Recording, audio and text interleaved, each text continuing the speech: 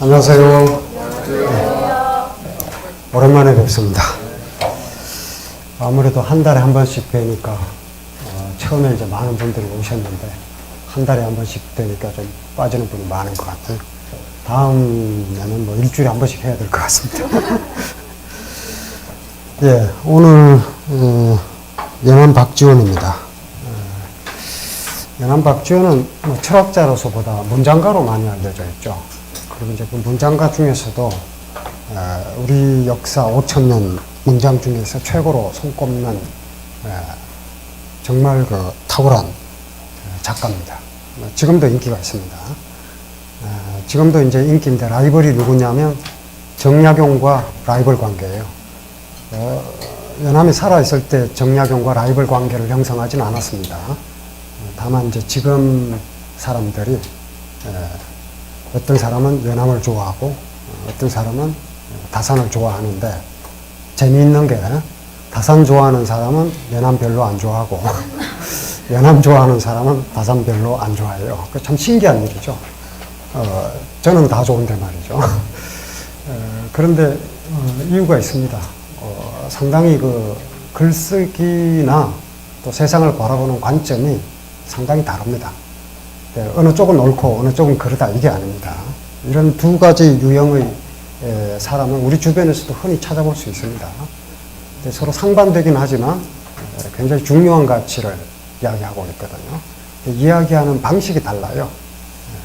이번 시간엔 다음에는 또 이제 다산 정약용을 다루겠지만 이번 시간에 비교하는 이야기도 좀 할 생각입니다. 어쨌든 연암이 그 5,000년 최고의 문장가로 일컬어지는데 뭐 제가 그냥 하는 얘기가 아니라 저도 이 연암 강의를 할 때는 주로 타이틀을 5,000년 최고의 문장을 읽는다 이런 식으로 이제 주로 많이 강좌 제목을 잡아요. 오늘은 그냥 5,000년 최고의 문장 박지원 이랬네요. 그냥 제가 무단으로 이야기하는 건 아니고요. 최근에 우리 고전문학 연구자들도 이구동성으로 그렇게 이야기를 하고 있고요. 뿐만이 아니라 전통적으로 뭐 구한말 시대에 굉장한 문장가로 이름을 날린 김태경 같은 전통시대 학자들도 연암을 최고로 꼽습니다.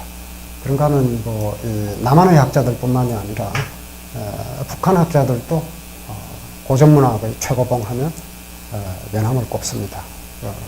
대표적으로 뭐 북한의 공명성 선생이나 뭐 제가 만나서 이야기를 해봤는데 또 이제 뭐 세상을 떠난 김하명 선생 뭐 이런 분들이 연암을 이제 최고로 꼽았거든요. 이유가 있습니다. 왜냐하면 연암 이전과 이후로 구분해야 할 정도로 글쓰기 주제 자체가 판이하게 다릅니다. 연암이 이제 주인공으로 내세우는 사람들은요, 우리 주변에 아주 흔하게 널린 사람들인데, 우리 주변에 흔하게 널린 사람들 중에서도 가장 밑바닥에 있는 사람들을 주인공으로 내세웁니다. 그 전까지는 주로 원래 가장 오래된 기록은 뭐 유가의 역사 기록 보면 서경이 있죠. 서경은 누구의 기록이냐면 노임금, 순임금, 탕임금, 뭐 문왕, 무왕 이런 기록이에요. 물론 이제 망한 임금, 거왕, 주왕 뭐 이런 기록도 있지만, 그러니까 어떻게 해야 나라가 망하는, 어떻게 하면 나라가 망하는가 뭐 이걸 보여주는 그런 교훈적인 내용도 있고, 그리고 이제 모범적인 정치로 백성들을 구제한, 그러니까 영웅들이죠. 뭐 그런 사람을 영웅이라고 그러잖아요. 영웅도 이제 뭐 전쟁에 이겨서 뭐 나라를 구한 영웅 이것만 생각할 게 아니라 더 위대한 영웅은 전쟁하지 않고 나라를 구한 게 더 위대하죠. 당연한 거 아닙니까? 전쟁해서 나라를 구한 게 아니라 전쟁하지 않고 평화로 다스려서 나라를 구한 사람들이 이제 영웅인데, 유가의 성인이라고 하는 사람들이 다 그런 사람들이에요. 이 성인들은 뭐 요임금, 뭐 순임금, 전쟁한 사람들이 아닙니다. 뭐 우임금, 요임금은 뭘 했냐? 아무것도 한 게 없어요. 무위. 네. 순임금도 마찬가지입니다. 이래서 이제 요제, 순제라고 해서 이제라고 그러죠. 이제라고 그러고 이런 정치를 제도라고 그럽니다. 요임금, 순임금의 도, 정치 이런 얘기거든요. 요임금, 순임금의 정치는 요임금, 순임금의 도에 있는 것이고, 요임금, 순임금의 도는 요임금, 순임금의 마음에 달려있다. 이 마음이라고 하는 게 뭐냐면 인심이고, 어진 마음이고, 우리는 이제 개인적으로는, 인간에 대한 사랑, 이게 이제 인심인데, 정치하는 사람이 이런 인심을 가졌다고 하면 인정이 되겠죠. 백성을 사랑하는 정치, 이거죠. 이런 걸 베풀어서 이제 제왕이 됐던 사람들입니다. 그리고 이제 우는 이제 이걸 이어받았지만 뭐 치수 사업으로 홍수로 이제 천하가 물에 잠기니까 치수 사업을 해서 뭐 거의 그 때문에 반신불수가 됐거든요. 장자에 보면 우인감은 천하를 다스리다가 반신불수가 됐다. 뭐 이렇게 얘기를 합니다. 그래서 이제 이런 사람들이 문화영웅이죠. 그러니까 문화영웅이라고 하는 거는 원래 영웅 그러면 무력으로 뭐 나라를 구했다든지 공동체를 구하면 영웅인데 문화영웅은 무력이 아닌 문으로 나라를 다스린 사람들, 평화를 이룬 사람들, 이런 사람들이죠. 그런가 하면 이제 뭐 탕인검 이러면 이제 혁명을 일으킨 최초의 그 혁명군주가 탕이고 무왕도 마찬가지죠. 두 번째로 이제 혁명을 일으켜서 새로 나라를 세운 사람. 이건 영웅전입니다. 뭐 산하천의 사기에서부터 이제 그게 균열이 생기기 시작하죠. 그렇다 하더라도 역시 봉기가 있죠. 사기에 이제 봉기가 있으면 이 봉기에 제왕들의 역사를 기록했죠. 세간은 이제 제후들의 역사. 그리고 이제 수많은 열전이 이제 개개인들을 다룬 역사 기록입니다. 그래서 열전의 양이 제일 많으니까 사실 사기를 낼 때 열전이 이제 가장 중요하죠. 그런데 그렇다 하더라도 세상에서 사람들이 관심을 가지는 이 이야기는 전부 이제 누가 이기고 졌는가, 누가 이기고 누가 졌는가, 여기에 관심 많죠. 이긴 자, 승자가 누구인가, 여기 이제 관심을 갖죠. 그러니까 영웅 호걸들에 관한 이야기가 인기를 끕니다. 삼국지, 그 삼국지의 등장인물 중에서 뭐 영웅 호걸이 아닌 사람들 많이 나오는데요. 기억나는 분 안 계시죠? 네. 그쵸? 네. 수호전, 마찬가지입니다. 전부 영웅 호걸들의 이야기죠. 그런데, 연암의 그래서 등장인물로 나오는 사람들을 보면, 이런 사람들이죠. 광문자전, 이 아들자자 존칭으로 줄여 쓰는데 이 아들자자가 아니라 놈자자가 붙어 있습니다. 광문이라는 자, 거지예요. 국어라는 사람, 거린입니다.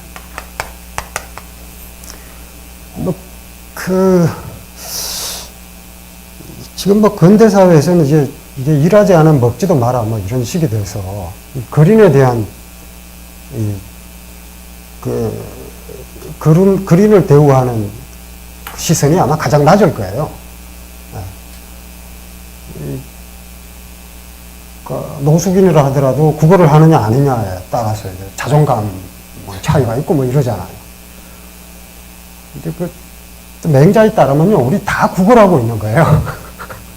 조정에서 배설하는 자야말로 가장 큰 거린이고, 맹자에 따르면 다 그렇습니다. 잘 생각해 볼 필요 있죠. 근데 연암의 주인공 광문자가 바로 거지예요. 근데 이 거지가 사람 된 도리를 가장 잘 실천하는 인물로 그려져 있습니다.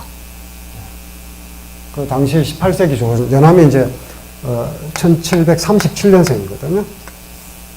제가 자주 말씀드립니다만 홍대용이 1731년생으로 10살이 더 많고, 그리고 이제 이덕무가 1749년생이고, 그리고 이제 박재가가 1750년생이고, 45년에 또 단원 김홍도, 그리고 다산 정약용이 이제 1762년생이고요. 그리고 정조가 1752년생입니다. 그리고 또 1786년생에 추사 김정희가 있고, 엄청나죠. 18세기 조선은 엄청 위대한 시대입니다. 이런 이제 한 분야에서 우리가 철학사의 기술될 만한 인물들이 그냥 영의에서 나온 시대거든요. 서구도 그렇죠. 서구도 뭐 그냥 그 17세기부터 뭐 계속 이어지죠. 서구는 19세기까지 쫙 이어진 게 이제 근대로 접어들면서 이런 성취죠. 뭐 그만큼 비교를 하면 그보다는 못한 것 같은데, 어쨌든 이런 황금의 시대입니다. 이때 이제 연암이 그런 새로운 글쓰기를 처음으로 시작한 사람이라고 할 수 있습니다. 그러니까 이 거지, 그러니까 그 당시에 거지는 이제 가장 밑바닥에 있는 사람인데 이 사람이 인간다운 도리를 가장 잘 실천하는 사람으로 그려져 있는 거죠. 거꾸로 얘기하면 그 당시 주류 연암이 주류예요.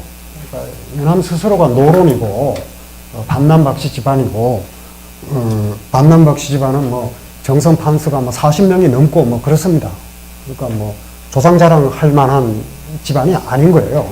워낙 뭐 우리 집안에 누가 뭐 어떤 할아버지가 뭐 정성을 했네, 뭐 판서를 했네, 뭐 이게 통하지 않는 집안이거든요. 워낙 많아서 그 집안에서 뭐 정성 판서 해봤자 이름도 잘 기억하기 어렵습니다. 40몇 명 다 기억하기 어렵잖아요. 그런 집안이고 영조 시대부터 이미 이 총기가 널리 알려졌기 때문에 영조가 총애했던 젊은이기도 합니다. 그러니까 뭐 앞길이 이제 보장되어 있었던 거죠. 앞길이 보장되어 있었는데 뭐 결론부터 말씀드리면 그걸 다 차버렸어요. 그 당시 신분으로 보면 양반이었고, 그리고 양반 중에서도 뭐 다산처럼 이렇게 아웃사이드로 이렇게 갈 수밖에 없었던 뭐 남인이나 뭐 북인 계열이나 뭐 이쪽이 아니고 그 당시의 주류였던 노론이었고 일찌감치 임금에게 인정을 받았던 문장가였어요. 그런데 이제 과거를 보질 않습니다.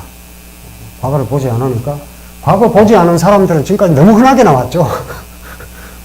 지금까지 한국 철학사 쭉 나오는데 뭐 과거에 뜻을 두지 않았기 때문에 한국 철학사의 기술이 나오면서 하여튼 그런데 연암은 이제 그렇게 과거 시험을 보지를 않으니까 주변 사람들이 이제 자꾸 과거 시험 보라고 권합니다. 연암으로 하여금 과거 시험을 보게 해서 그 조정에 들어가게 하면 그 자체가 이제 공이 되는 거예요. 그러니까 임금을 잘 모시는 것 중에서 가장 좋은 게 뭐냐면 훌륭한 인재를 추천하는 것. 그게 최고입니다. 자기 힘으로 임금을 모시는 거는 그건 하등이고요. 훌륭한 인재를 임금에게 추천하는 것. 그게 이제 최고의 신하 노릇이거든요. 다들 이제 그렇게 하려고 애를 쓰죠. 그래서 할 수 없이 과거 시험 보러 갔는데 답안지를 제출하지 않고 그냥 가버리고 그럽니다. 그리고 또 한 번 이번엔 답안지를 꼭 제출해라 그러니까 그림을 그려서 제출하고 집에 가버리고 뭐 이래요. 저도 그런 학생 좀 만나봤으면 좋겠는데 시험지를 봤는데 뭐 백지는 종종 나옵니다만 그게 뭐 깊은 뜻이 있는 백지 같지는 않고 기발난 게 좀 있었으면 좋겠는데 재미가 없더라고요. 다 똑같이 써내고 하니까 다 그냥 열심히 써서 이렇게 하니까 재미가 없더라고요. 왜 그런 재미가 사라졌나 모르겠죠. 저 때는 그런 경우 많았는데 출석하는 날보다 결석하는 날이 더 많고 뭐 그런 학생도 있고 뭐 그래야 되는데 요즘은 다 한 방향으로 가는 것 같아요. 근데 이제 그런 식으로 하니까 벼슬에 나가지를 못하죠. 그런데 나중에 이제 음직으로 추천을 받아서 벼슬에 나갑니다. 성공감 감력 같은 거 한직이죠.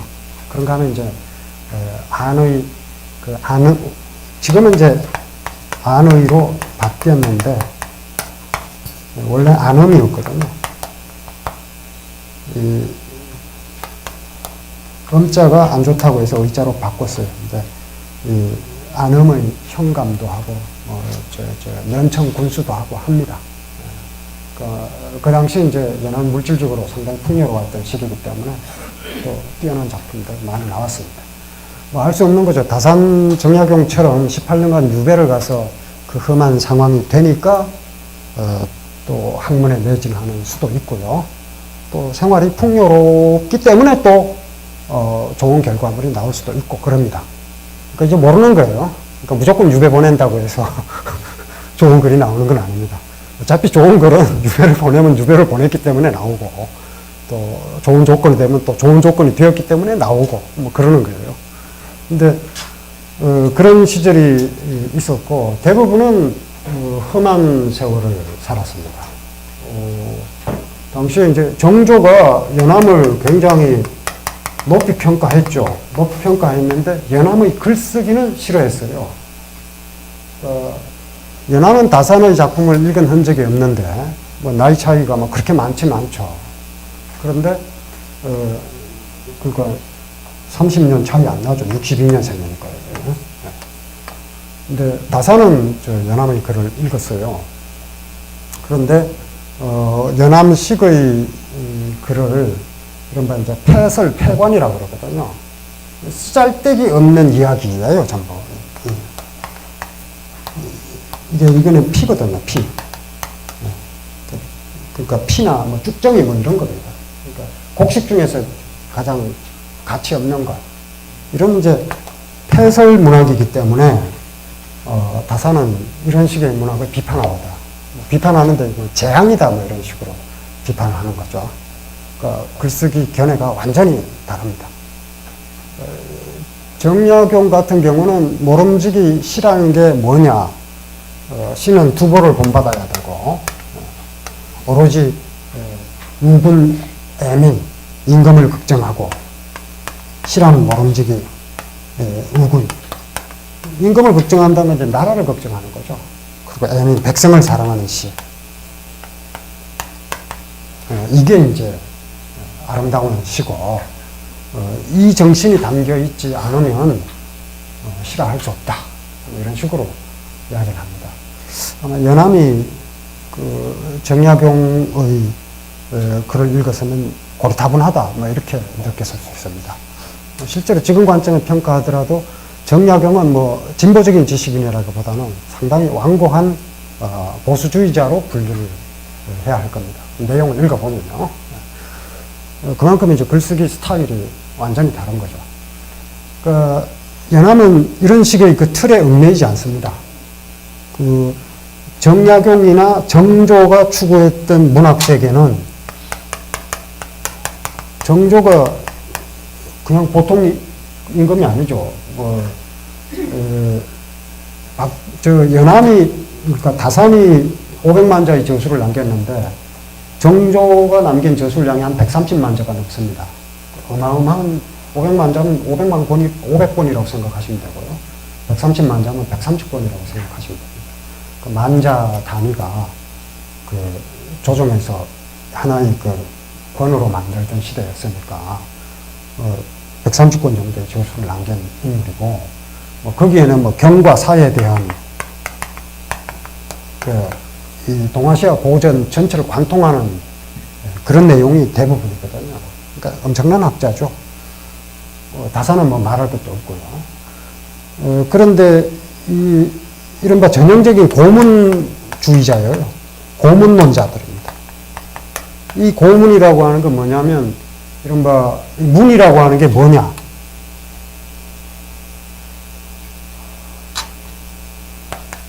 이 문이라고 하는 거는 모름지기 이 문을 가지고 도를 실어야 한다. 도요, 도. 도라고 하는 이게 최고의 가치를 실어내는 것이 문이다. 이렇게 주장을 하는 거예요. 그러니까 그 한유식의 문장이죠. 뭐 건송팔대가 중에서 당나라 두 사람은 이제 한유와 유종원이잖아요.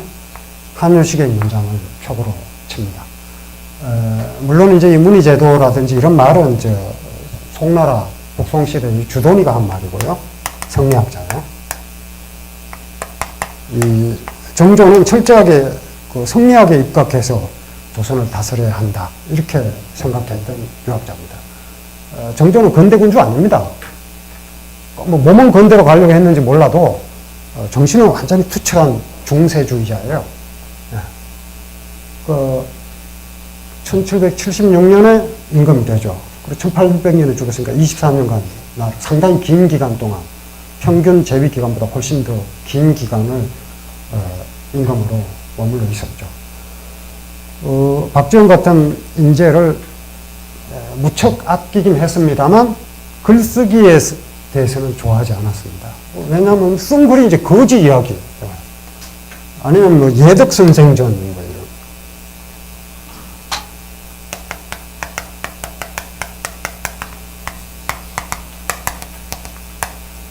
선생이라는 호칭이 들어가 있고, 예.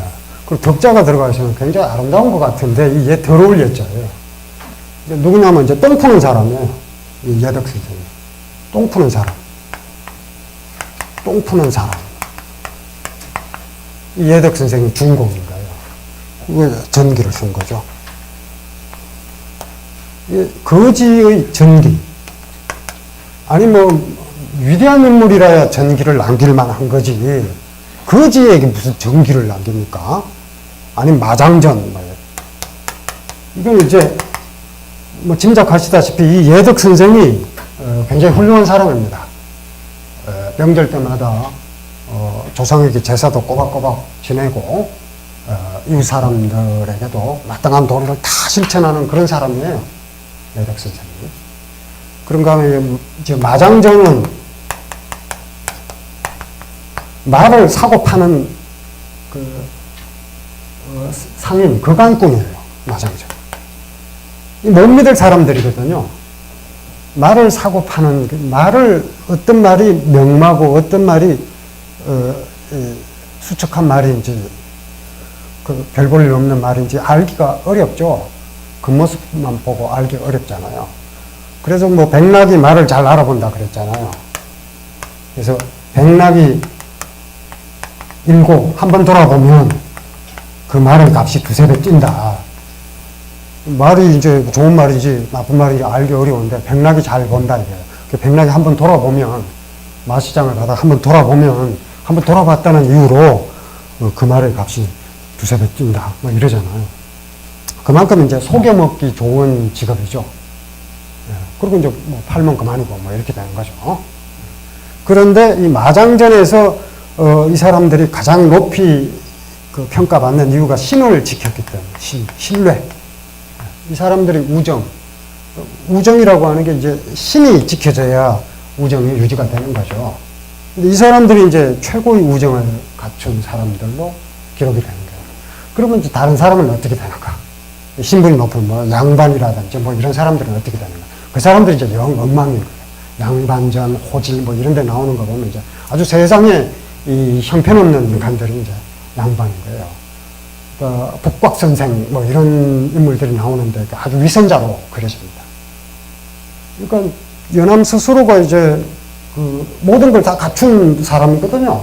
그러니까 주어진 걸로는 뭐 신분으로 볼 때 양반이고 그 양반 중에서도 뭐 주류에 해당하고 타고난 뭐 문학적 재능에다가 임금의 인정까지 다 받고 그랬는데 결국 어울리는 사람들이 누구냐 뭐 거지, 똥 푸는 사람, 뭐 말거강꾼 아니 무사 백동수 뭐 이런 사람들요.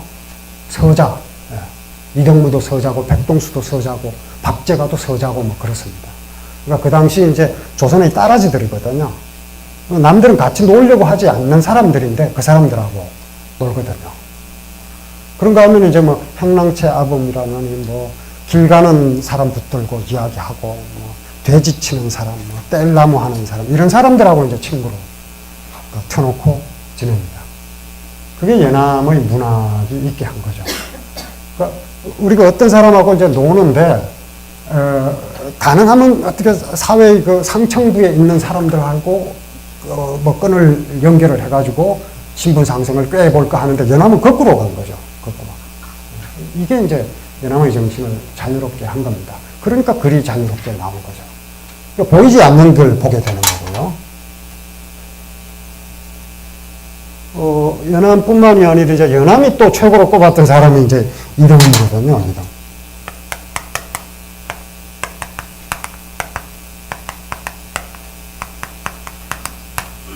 이덕무는 이름이 이제 덕무고 자가무관이에요. 자가무관이고 이름이 덕무예요. 서경에 보면 덕무무관이라는 대목이 나옵니다. 덕이 무성한 사람, 덕이 훌륭한 사람은 관직을 주어서 덕을 권면한다. 이런 대목이 나오는데 그걸로 이제 이름을 지은 거예요. 이 당시 이름들이 이제 대체로 박재가는 대학에 나온 수신제가 치국평천하의 제가가 이름이고, 자는 숙이에요, 숙이. 닦을 숫자 극이자. 요 극이자는 그 자신을 가리키죠. 그 자신을 수양한다. 역시 제수기신자라는 대목, 또 제기가라는 대목에서 이제 따서 하나는 이름으로 쓰고 하나는 자로 쓰고 뭐 이랬어요. 이제 그 당시 비슷하게 했던 거죠. 이등무 같은 사람들의 글쓰기, 이걸 보면은 소재 자체가 이전과는 다릅니다. 그러니까 소재가 예를 들면 제가 오늘 이제 원래 집에 갔다가 이쪽으로 바로 와야 되는 그런 시간이었는데 책을 찾았는데 없어가지고 학교를 갔다가 왔어요. 이게 이제 이 책을 제가 집에 없더라고요. 학교에 있더라고요. 이게 이제 도정일 교수 별들 사이에 길을 놓다 산문집이거든요. 그게 이제 제가 읽었던 글이 여기 실려 있습니다. 그래서 이제 급하게 왔는데 왜 박지원 이야기하고 관련이 있습니다. 그냥 관련이 있는 건 아니고요. 무슨 관련이 있겠습니까? 사실 아바스 키아로스타미 영화 이야기가 박지원하고 무슨 상관이 있겠는가? 근데 상관이 있습니다. 아바스 키아로스타미라고 이란의 영화 감독 있지 않습니까? 그 중에서 이제 명작 많죠. 올리브 나무 사이로 그리고 삶은 계속된다. 체리 향기 많은데, 그 중에서도 또 손꼽히는 작품이 방금 말씀하신 내 친구의 집은 어디인가. 그 작품이잖아요. 이제 제가 본 지 아주 오래됐거든요. 오래됐는데, 언젠가 이 도정일 교수 글을 읽다 보니까 그 이야기가 나오더라고요. 그 영화 평론이었던 겁니다. 언제 쓰였는가 했더니 1999년 1996년 8월 27일 날 썼더라고요. 신년 20일. 오늘이 2016년 8월 29일이니까 딱 20년 전 글입니다. 딱 20년 전 글인데, 지난달 7월 4일에 아바스 키아로스타미가 죽었죠. 40년생인데 좀 일찍 세상을 떠났더라고요. 이제 그 기억이 나서 한번 찾아보려고 그 책을 가지러 학교로 갔는데요. 여기 보면 내 친구의 집은 어디인가, 이 영화의 소재가 주인공이 이제 어린아이인데, 이란의 어느 어린아이인데, 이게 이제 학교 갔다가 집에 와보니까 자기 가방에 옆 친구 짝꿍의 공책이 거기에 자기 가방에 들어있는 거예요. 그래서 이제 그 공책에 숙제를 해야 되는데, 그 공책을 이제 그 친구한테 돌려주기 위해서 그 친구 집을 찾아가는 이야기입니다. 근데 이제 그 전에 무슨 일이 있었냐면 학교에서 친구가 이제 선생님한테 혼이 났어요. 왜 혼이 났는고 하니, 숙제를 했는데 공책에다 하지 않고 다른 종이에다가 하는 바람에 혼이 났어요. 그리고 한 번 더 이런 일이 있으면 난 퇴학이야, 이런 거예요. 그러니까 이제 얘가 이제 그걸 생각하고 내 친구가 이제 자칫하면 퇴학을 당해줬구나. 이 공책 이거 안 갖다 주면. 그래가지고 그 공책 갖다 주려고 여기저기 돌아다니는 겁니다. 보신 분이 많겠지만, 근데 이건 제가 미리 다 말씀드려도 계속 재밌습니다. 10번 봐도 10번 다 재밌어요. 그러니까, 한 번 봤는데 내용을 아니까 재미없다. 그건 한 번밖에 볼 가치가 없는 거고요. 그냥 보고 또 봐도 계속 재미가 있습니다. 그래도 제가 말씀은 안 드릴게요. 공책을 돌려줬는지, 못 돌려줬는지. 대충 짐작이 가시죠. 그래서 얘는 이제 이 공책 돌려주는 일이 이제 온 우주가 걸린 문제예요.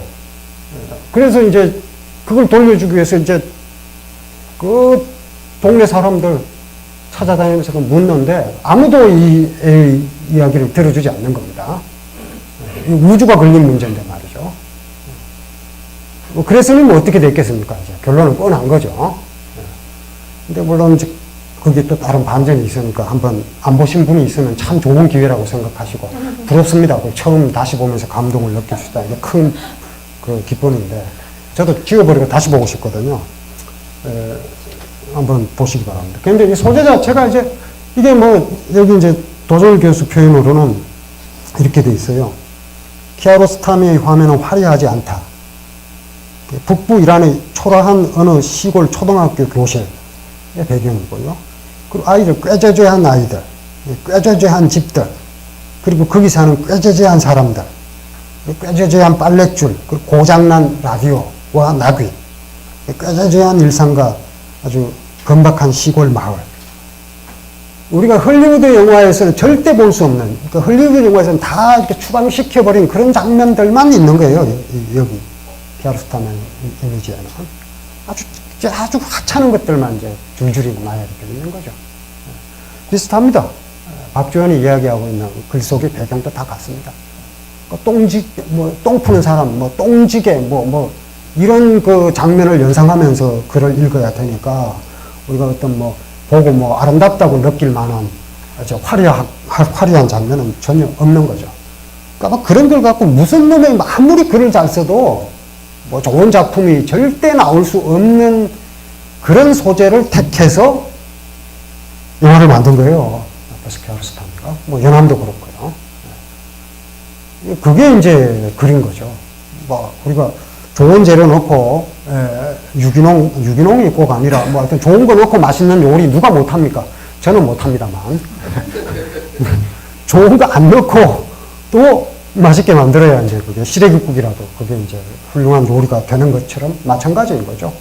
근데 거기에 이제 사실은 그 꾀죄죄한 일상 속에서, 중요한 가치가 담겨 있는 거거든요. 그러니까 이 아이에게는 이제 이게 모든 게 다 걸린 겁니다. 그게 이 세상의 모든 가치가 그 속에 다 들어있는 거예요. 근데 이제 이게 어른들은 모르죠. 그렇게 중요한 문제로 묻는데, 다 흘려듣고 엉뚱한 얘기나 해주고 하는 바람에 계속 헛걸음하고 하는 겁니다. 꾸지람이나 듣고, 이거죠. 이게 이제 우리가 그러니까 이 아이는 온 세계를 구하기 위해서 뛰어다니는데 어른들은 귀를 기울이지 않는 겁니다. 근데 이제 사실은 그런 하찮은 일상 속에 가장 중요한 가치가 들어있다는 거예요. 근데 이제 우리가 그걸 꾀죄죄한 걸로 보고 아주 형편없는 걸로 보는 그런 이유는 우리의 일상을 제대로 대우하지 않기 때문이죠. 우리의 일상 속에서 만나는 그런 하찮은 것들이 하찮아진 이유는 우리가 그걸 제대로 대우하지 않으니까 그런 것들이 하찮은 걸로 그냥 끝나버리는 거죠. 그러니까 다른 시선이 필요합니다. 근데 어떡합니까? 이 감독이 죽었으니 이제 다시 그 작품을 보기가 어려울 것 같네요. 그래서 비슷한 사람이 없나 찾아봤더니 박지원이 있고 이덕무가 있고, 이덕무가 워낙 가난해서 누이 동생이 굶어 죽고 이래요. 굶어 죽고 그러는데 그 누이 동생이 죽을 때 이제 온 식구가 다 모여서 그 마지막으로 할 말이 있으면 해라. 그러니까 누이 동생이 하는 얘기가, 남편이 이제 그렇게 물으니까 저녁을 드셔야지요. 그러고 죽거든요. 그러니까 죽는 사람이 이제 남편 이제 밥 먹는 저녁 걱정을 하고 죽는 게 지금 기록이 되어 있습니다. 그러니까 그 이덕무가 그렇게 가난하게 살았는데 정조가 봉급 외에는 도와주질 않거든요. 그러면서 한다는 소리가 가난은 선비 재산이다. 이렇게 얘기를 했습니다. 그래서 저도 그걸 처음에 들을 때 분노했는데 그 말은 맞는 얘기인 것 같더라고요. 분노했는데 아니 이 양반이 진짜 너무하네 이런 생각이 들었는데 그 말은 맞는 것 같아요. 그래서 이덕무의 글이 그렇게 나오게 된 겁니다. 거미가 집 짓는 거, 동네 아이들이 이제 떠드는 소리, 그런 데서 이제 글감을 찾아서 글을 쓰는데 어떤 영웅의 이야기보다 더 감동적이고 진실에 가까운 글들이거든요. 연암과 같은 스타일의 글쓰기, 글쟁이니까 그렇습니다. 그 당시에 비판 많이 받았어요. 이덕무의 그런 글이 아니다, 이런 식으로요. 연암이 변호를 하죠.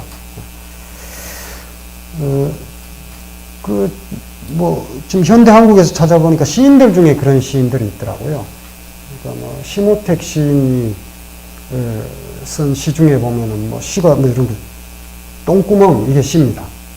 소재가 똥구멍인 거예요. 그리고 그러니까 똥구멍 새까만 놈, 이게 시예요.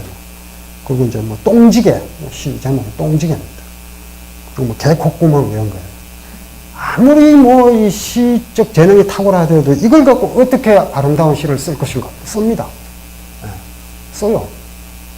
그리고 봉구, 봉구라고 할 때 어린 시절의 친구 봉구에 대한 시. 그 봉구가 얼마나 착한 아이인지 그걸 씁니다. 그러니까 봉구에 학교 가자 이거죠. 학교 가는데 무슨 출석 체크하러 가자 이게 아닙니다. 그냥 가는 거예요. 거기다가 막 이상한 이데올로기를 드시고 갖고 장래 무슨 나라를 위해서 학교 가고 이런 게 아닙니다. 거기엔 진실이 없어요. 그냥 가는 거죠. 근데 이 심호택 시인도 2010년인가에 세상을 떠나서 진짜 이게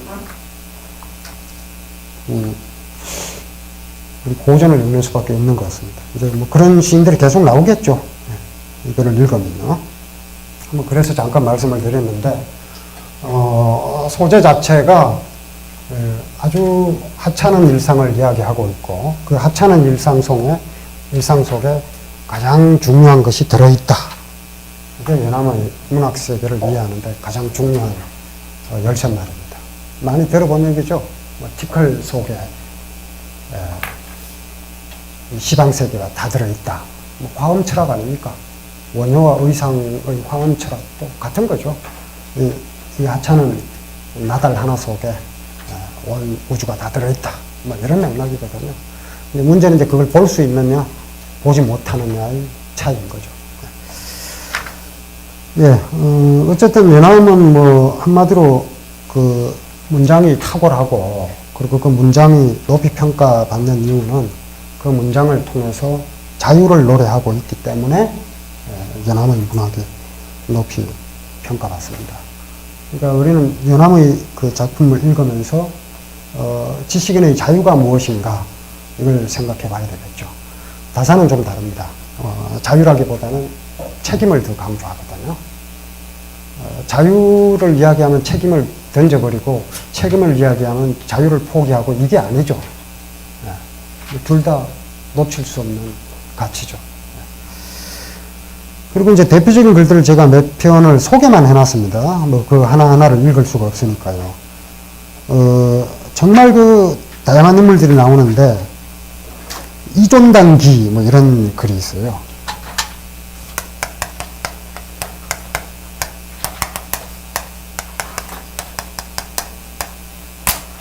이존당이라고 하는 이제 집이 있는데 그 집을 소재로 글을 지은 것, 그게 이제 이존당기예요.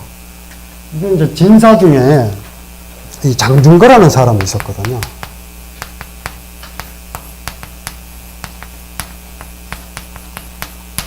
굉장히 이제 그 글진 인물입니다.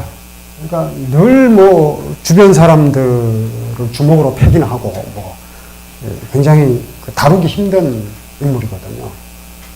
그러다 보니까 이제 사람들이 다 싫어하죠.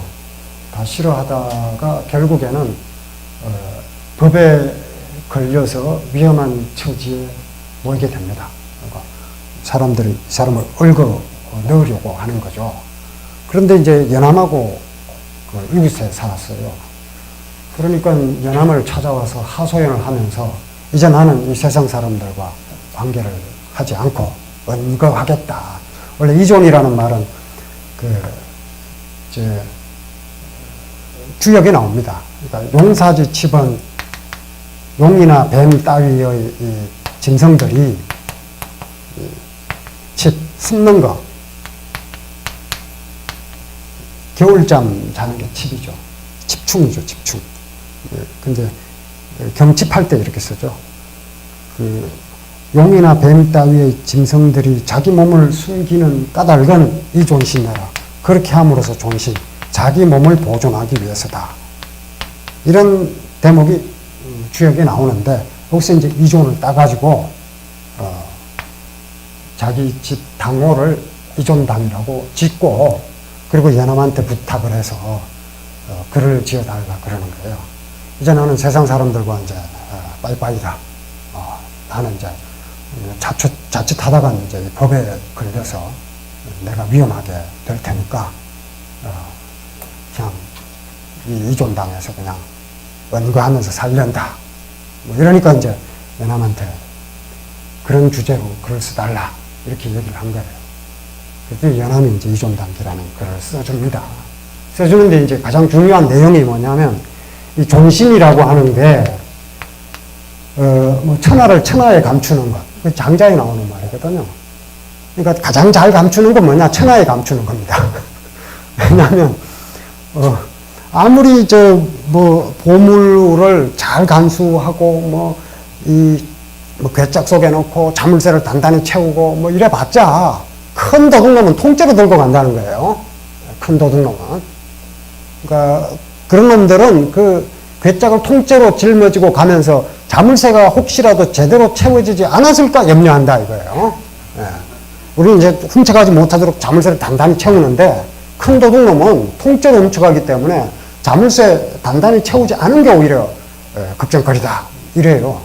그러니까 아무리 잘 숨겨놔도 결국 눈발견 도둑을 못 당하는 겁니다. 그러면 어떻게 해야 되느냐?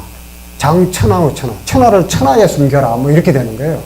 천하에 숨기면 갖고 도망칠 데가 없지 않느냐 뭐 이런 식으로 이제 얘기를 하는 겁니다. 그런 아이디어를 활용해서 다른 데 숨으려고 하지 말고 당신 몸 안에 숨어라.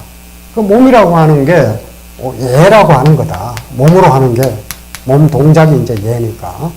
근데 맥락이 좀 깁니다. 시와 예와 악이 있으면 시는 그 가사고 악은 리듬이고 예는 춤이거든요. 그러니까 너가 예를 갖추기만 하면 누구도 너를 위태롭게 하지 않을 것이다. 이런 이야기를 이제 설득력 있게 써서 주거든요. 장중거의 행실이 고쳐졌는지는 모릅니다만 장중거가 설득되기에 충분한 글입니다. 그러니까 도저히 설득하기 어려운 자도 충분히 설득시키는 그런 논리가 보이고요. 공작관기 이건 연암이 이제 영경에 갔다가 그러니까 북경에 간 거죠. 그 열알기라는 워낙 그 유명한 기행문 이거 따로 굳이 말씀드리진 않겠습니다. 다른 기회에 이제 굉장히 많이 보셨을 테니까요. 그것도 이제 그 북경에 도착해 보니 황제가 없잖아요, 그게. 예. 그래서 열하까지 이제 그 피서지 걸륭 황제의 피서지까지 이제 어쩔 수 없이 갔다 온 그 기행문이죠. 그 우연히 겹쳐서 이제 탁월한 기행문이 이제 나오게 된 건데, 요거는 이제 그때 영경에 갔을 때 연암이 공작새를 봅니다. 공작새를 보고 그 공작새를 묘사하는 글을 지었어요. 그게 이제 공작관기입니다.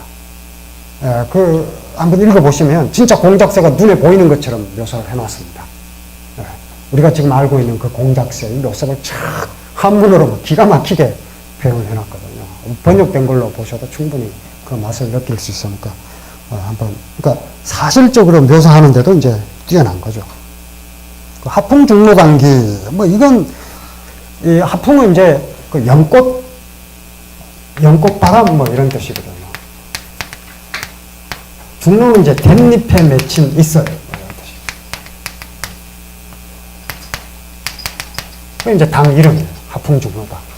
그게 이제 그걸 주제로 이제 글을 쓴 거죠. 여기 하풍이라고 되어 있습니다만 연꽃바람이 이제 불어오는데 이게 향기로운 바람 이렇게 되는데 원래 하풍중로당이 있었던 자리는 쓰레기 처리장이었거든요. 악취가 진동하는 곳이었는데 그 악취가 진동하던 곳을 향기로운 곳으로 바꾼 문장입니다. 이것도 이제 아주 탁월한 글이고 주제는 댄잎에 맺힌 이설. 이거는 이제 그 통치자가 백성을 생각하는 마음을 실어서 쓴 거예요. 그러니까 연암이 사대부로서 어떤 그 자기 글 속에 사대부 정신을 담았다면 바로 이런 점에서 이제 그게 여전히 유지가 되어 있다. 이렇게 볼 수 있습니다. 연합은 간단하게 이해되진 않거든요. 그러니까, 당시에 그 조선은 이른바 명나라 4대를 하고 있었는데 어떤 나라와 4대 관계를 맺고 있었냐면 명나라와 4대 관계를 맺고 있었는데 이 명나라는 이미 없는 나라였거든요. 우리가 생각하면 도저히 이해가 안 되는 그 시대죠. 이미 망한 명나라를 4대하고 있었던 겁니다. 거꾸로 얘기하면 그 당시 이 중국을 지배하고 있었던 청나라를 오랑캐 취급한 거죠. 청나라를 오랑캐 취급하고 명나라의 4대였는데 이게 그러면 연함은 어땠을까? 뭐 우리가 흔히 북학파의 대표자 뭐 이러니까 청나라 문물을 받아들이고 명나라 4대의 그 헛된 그 관념을 타파하고 뭐 이랬는데 그게 그렇게 이렇게 도식화해서 정리할 수 있게 연함이 그렇게 간단하지 않습니다. 간단하지 않아요. 중세인이기도 하면서 4대주의자이기도 한 게 연함입니다. 그러면 시에 보면 대명천자는 아군지군이라 뭐 이런 얘기인데요. 뭐 위대한 명나라의 천자는 아군지군이라 우리 임금의 임금이시다. 이렇게 되어 있어요. 뭐 4대 아닙니까? 4대 명백한. 아니 뭐 글이 남아 있어요.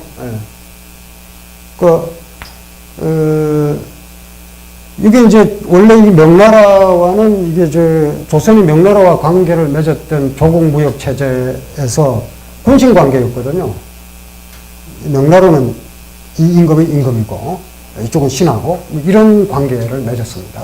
그러면서 평화를 유지한 거죠. 뭐 별로 뭐 유쾌하지 않으신 것 같은데 그럼 한판 붙어야 되는 겁니다. 뭐 한번 붙어야 되는 거죠. 붙어서 이기든 지든 뭐 이렇게 되는 거예요.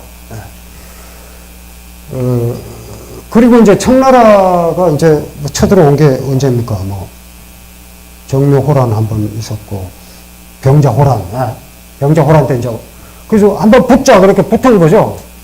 뭐 이게 누가 힘이 센가 한번 붙어보자 했는데 붙었다가 박살이 났죠. 박살이 나서 이제 강제로 머리를 박았죠. 강제로 머리를 박은 거죠. 강제로 머리를 박고 나서는 처음에는 군신 관계가 아니었습니다. 처음엔 군신 관계가 아니고 형제 관계 정도였거든요. 그러니까 이 청나라 입장에서 이 청나라가 막 이 성장할 무렵에는 명나라 존재가 있었으니까 뭐 그 인정하고 조선이란 나라가 명나라와 군신 관계를 맺고 있는 것도 어느 정도 인정하고 했죠. 그러다가 이제 힘이 강해지고 나니까 그 군신 관계 단절하고 우리하고 군신 관계 하자 뭐 이렇게 되는 거죠. 근데 뭐 저는 뭐 역사 전공은 아니니까 그 속에 있었던 또 여러 가지 복잡한 정황을 다 말씀드리긴 어렵고요. 근데 아무튼, 연함의 글 속에 드러나는 게, 딱 일정하게, 4대 반대, 청나라 인정, 뭐, 그 현실주의적인 그 북학 노선, 뭐 이렇게 딱 정리하기만은 어렵습니다. 복잡해요. 그런데 그 연함의 그 문학 정신에는 분명히 그런 게 드러나 있습니다. 그 공식 문서에 나타나 있는 것들과 연함이 정말 자유롭게 자기 글을 썼을 때의 그 표현을 다 같이 읽되 그럼 어느 쪽이 연함의 정신을 보여주는 것인가? 이렇게 얘기하면 연함은 일단 그 명나라의 4대 관계보다는 새로운 시대를 인정하고 청나라와 관계를 개선하고 그 문물을 받아들이는 쪽이었다. 이렇게 정리할 수는 있습니다. 도식화하기는 어렵지만 그 문학 정신에는 이제 그런 게 보이는 거죠. 그건 이제 그 연함만이 아니라 그 이른바 그 이덕무라든지 박제가라든지 유덕공이라든지 또 이서구라든지 이서구는 제외하고 이서구는 연함하고 아주 가까운 관계였지만 신분이 좀 다릅니다. 뭐 전주이시기도 하고 서자가 아니에요. 그러니까 딸아지가 아닌 사람입니다. 그 뭐 높은 벼슬 다 하고 뭐 이랬기 때문에 그 같은 그룹으로 묶기가 조금 어려운 점이 있습니다. 근데 이제 다른 사람들은 전부 서자 출신이고 그 당시 이제 뭐 따라진 거죠. 근데 이 사람들이 가만히 보니까 자기들이 따라지는데 따라지가 아닌 저 조선의 사대부들은 어떤가 하고 봤더니 이 사람들은 또 저 중국에 따라진 거예요. 중화에 따라진 거예요. 그러니까 그런 게 이제 글 속에 드러나거든요. 그러니까 이제 그런 이제 주류와 비주류로 나눠놓고 어느 한쪽은 정통이고 어느 한쪽은 이 떨거지다 뭐 이런 식으로 얘기하는 논리는 결국 자유로울 수가 없는 거죠. 그 틀 자체를 깨야 그때 비로소 자유로워지는 거거든요. 근데 어쨌든 뭐 그것도 참고할 만합니다. 그리고 불이당기 같은 건 또 만만찮은 연암의 그 뭐라 그럴까요? 불이당도 이제 집에 붙인 그 집을 주제로 한 그 기록인데요. 불이는 옮겨가지 않는다는 뜻입니다. 옮겨가지 않는다. 이게 이제 변하지 않는다. 불변의 정신 뭐 이런 거예요. 무엇에 대한 불변의 정신인가? 사대부는 무엇에 대한 불변의 정신을 갖고 있는가? 이게 이제 불이당기에 나오거든요. 이게 내용이 좀 깁니다. 연암의 그 친구 중에 사함이라고 있어요. 사함이라는 친구가 있는데, 사함이 자기 집을, 그러니까 자기 호를 주거농이라고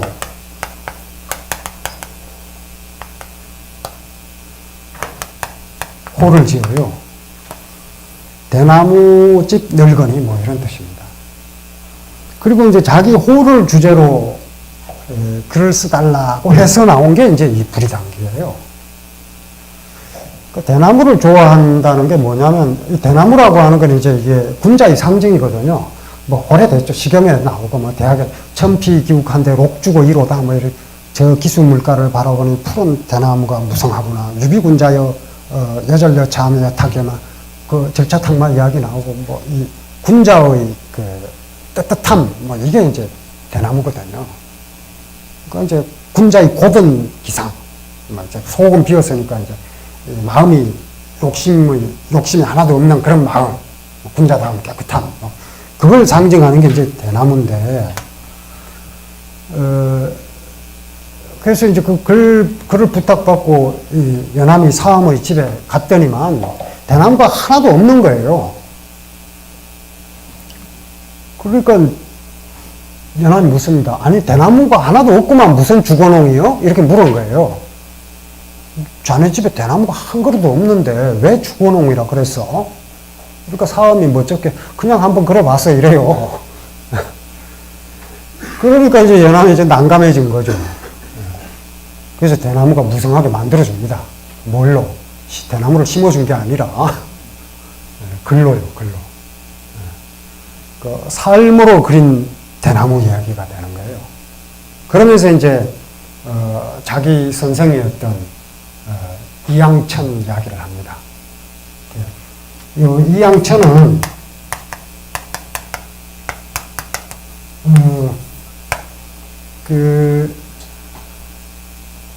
임금을 모시다가 언관의 책임을 다했다는 이유로 그러니까 임금을 말린 거죠. 임금의 잘못을 말린 거죠. 간한 거죠. 그러다가 이제 미움을 사서 흑산도로 유배를 가게 됩니다. 근데 이제 원래 이양천하고 이 친구였던 사람이 이인상이에요.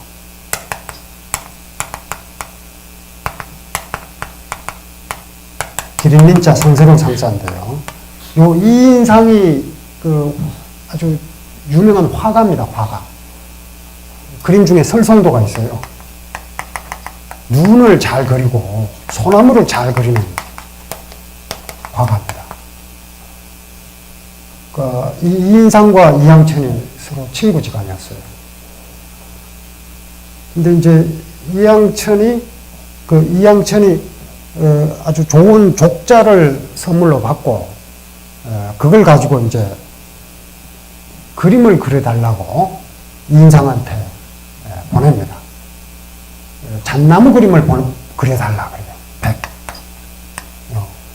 이제 잣나무, 송백이라고 할 때요. 잣나무. 잣나무가 또 세한연우지 송백주 후조라 해서 송백 논어에 나오는 군자를 상징하는 나무죠.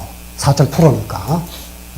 다른 나무 다 떨어지고 시들어도 잣나무는 여전히 늘 프로단 말이에요. 군자를 상징하거든요. 그래서 그걸 그려달라고 이제 그 족자를 보내요. 이인상한테.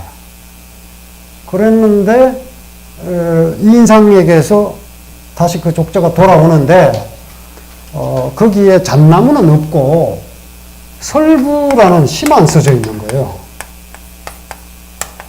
이 양나라 사혜련이라는 그 작가가 쓴 설부라는 시가 있습니다. 이게 이제 그 족자에 딱 써져 있는 거예요. 그래서 이양천이 아주 좋아합니다. 그리고 이제 잣나무도 곧 오겠거니 이렇게 생각한 거죠. 아무리 기다려도 잣나무 그림이 안 오는 거예요. 이건 눈에 관한 시죠. 그래서 정가를 보내서 지난번에 잣나무 그림 그려달라 그랬는데 그거 왜 안 줘? 이러니까 이인상이 뭐라 그러냐면 그 지난번에 보낸 족자 속에 있으니 잘 찾아봐 그러는 거예요. 그 눈 속에 있으니까 잘 찾아봐 이러는 거예요. 그 이영천이 좀 이해를 못하죠. 지금 뭐 그림을 그려달라 그랬더니 글을 보내고 잣나무 어디냐 그러니까 눈 속에서 찾아보라 그러고 뭐 그런단 말이에요. 이제 그러다가 이제 죄에 걸려가지고 유배를 가게 된 거예요. 유배를 가게 돼가지고 이제 흑산도까지 가려고 이제 제가 내려가는 도중에 눈이 펑펑펑 쏟아집니다. 근데 이제 중도에 정갈이 와요. 지금 곧 금부도사가 당도할 것이다 이래요. 그러면 사약이 내릴지도 모르겠다 뭐 이런 정갈이 옵니다. 그럼 이제 먹고 죽는 거거든요. 그래서 이제 따라갔던 사람들만 전부 울고불고 통곡을 하는데 이 이양천이 갑자기 눈 속에서 저기 저 잣나무 있다 그러면서 가리키는 거예요. 야, 저 인상이 얘기하던 잣나무가 바로 저걸 얘기하는구만 뭐 이러는 겁니다. 이게 아주 황당한 사람이죠. 지금 자기가 지금 사약 먹고 죽을지도 모르는 그런 상황인데 이 사람 계속 인상이 잣나무를 뭐 눈 속에서 찾아보라 그랬는데 말이야. 그게 무슨 뜻일까? 이러고 계속 간 거예요. 좀 곧 이게 죽을지 모르는데. 그러다가 이제 다행히 사약은 받지 않고 흑산도에 위리안치됩니다. 그런데 이제 흑산도에서 이제 뭐 태풍이 불어가지고 이제 뭐 온 섬이 이제 뭐 떠내려갈 것 같은 그런 상황인데 이 인상이 시를 써요. 시를 쓰는데 이제 뭐 남해 산호 뭐 지금 원문이 기억이 안 나는데 남해 바다의 산호야 꺾인들 어떠하리오 나는 지공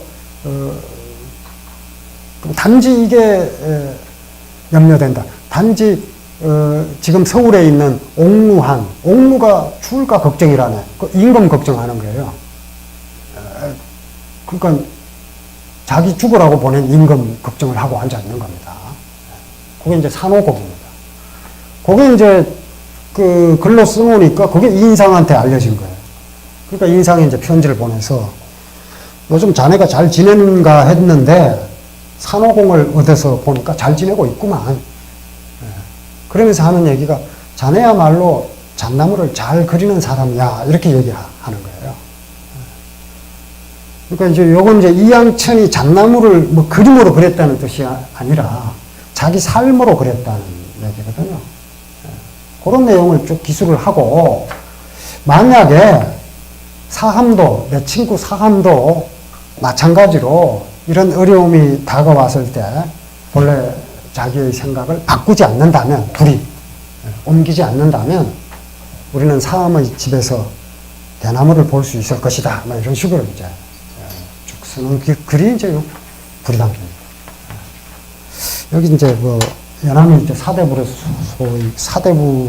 정신이 수습하는 게 있는데 이게 좀 감당하기는 쉽지 않습니다.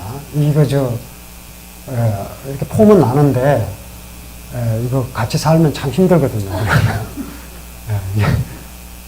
뭐, 요즘 뭐 다 그렇죠. 뭐, 요즘 뭐, 저렇게. 근데 이제 저렇게 다 사라져버리고 나니까 이제 뭔가 다 시시해진 거죠. 시시해졌는데, 뭐 그렇다고 돌아가자 그럴 수도 없고 참 난감하네요. 저도 상당히 저어되거든요. 왜냐하면 그런 엄숙한 게 있습니다. 그 남녀 문제에서도 비슷해요. 남녀 문제에서도 비슷한 게, 연하면 그 아내가 죽고 나니까 아내가 연하면 58세 때든가, 제가 어디 써놨을 텐데요.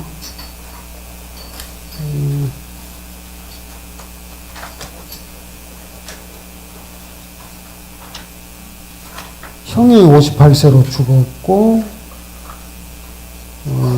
역시 같은 해에 아내가 죽습니다. 그 아내가 죽으니까, 그 뒤로 혼자 삽니다, 연하는. 아내를 사랑해서 혼자 살았는지는 뭐 기록은 안 남아 있습니다만 아마 그런 것 같아요. 그 정약용은 좀 다른데, 정약용은 뭐 아내가 살아있는데도 그 강진에 유배 갔을 때 소시를 들여서 같이 살았거든요. 근데 그 당시는 이제 그게 오히려 정상적이었던 시대고요. 그 당시에는. 그러니까 나이가 40이 넘으면 이제 본부인이 적당한 사람을 찾아서 소실로 드리고 하는 그런 상황이었는데, 그러니까 정약용이 이상하다고 할 건 없는데 연암이 좀 이상한 거죠. 이거요. 연암이 좀 이상. 이거 좀 달라요. 근데 이제 그러면 연암이 이제 제가 이 강의를 이런 내용의 강의를 제가 다산 선생 묘소 앞에서 한 적이 있거든요. 선생님 죄송합니다. 그러고 이제 한 적이 있는데, 그때 이제 대체로 거기 있었던 여성들은 전부 난 연암이 좋다 그러더라고요. 전부. 그게 이제 낭만적 사랑이죠. 근데 그 연암은 연료 함양 박시전이 있는데 이게 명문입니다. 이 함양 박시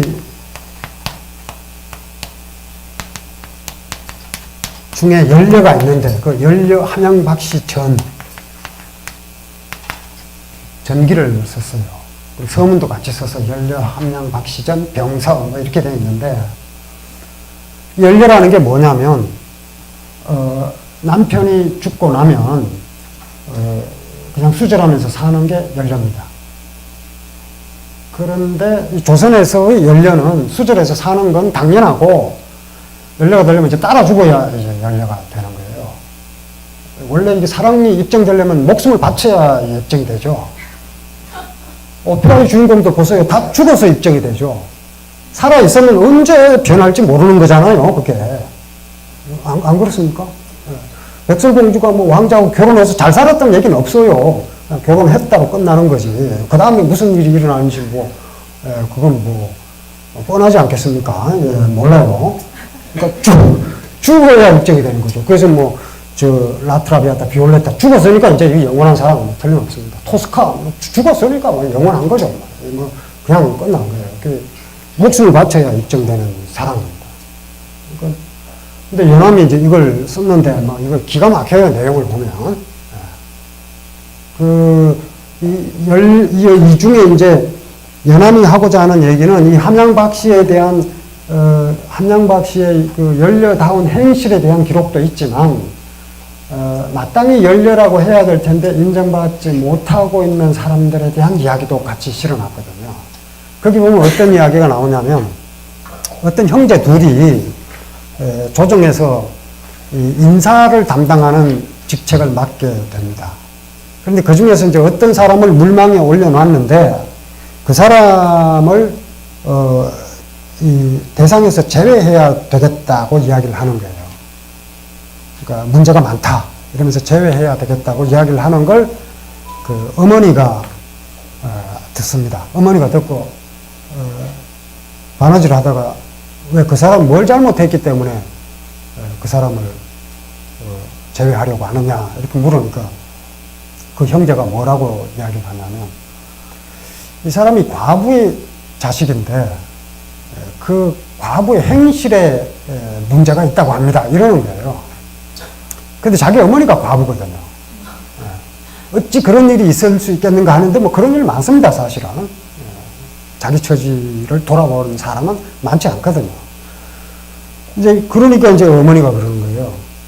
아니, 주방 안의 일을 누가 알겠으며 모르잖아요.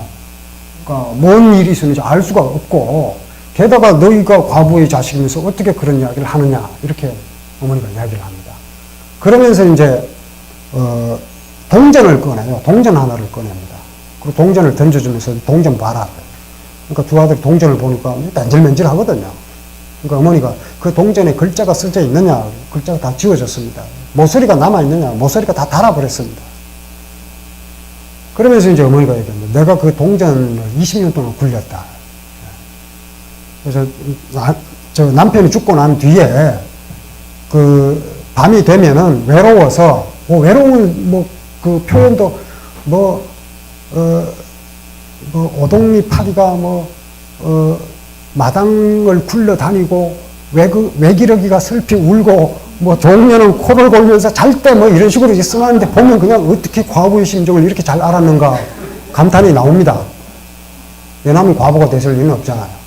물론 저도 그럴 처지가 안 되니까 저도 마찬가지인데 그렇게 써놨어요.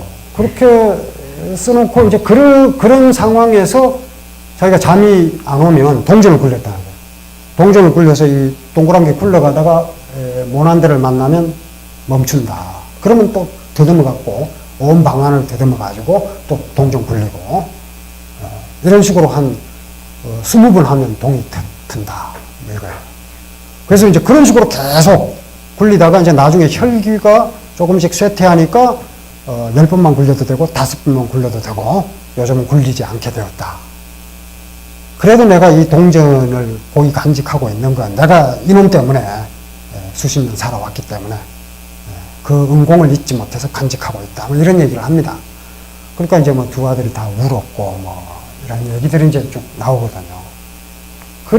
그러니까 이제 연료에 대한 칭송과 함께 연암이 그런 상황을 얼마나 가슴 아프게 생각하는지가 잘 드러나 있어요.